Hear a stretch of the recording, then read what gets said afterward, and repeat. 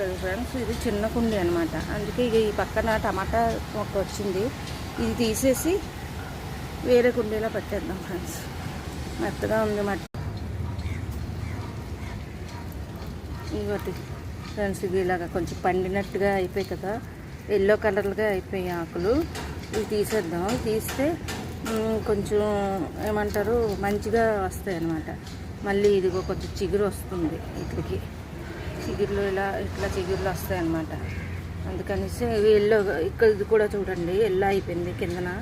ఈ ఆకు తుంచేద్దాం. ఇలా ఎల్లో కలర్ వచ్చింది. ఎల్లో కలర్ వచ్చిన ఆకులన్నీ తీసేస్తే కొత్తగా మంచిగా ఇగో రెడ్ కలర్తో మళ్ళీ కొత్త ఆకు వస్తుంది. హార్వెస్ట్ గోంగూర, మెంతికూర, పాలకూర, చుక్కకూర, ఈ ఆకుకూరలన్నీ ఒక్కొక్క రోజు ఒక్కొక్క తింటే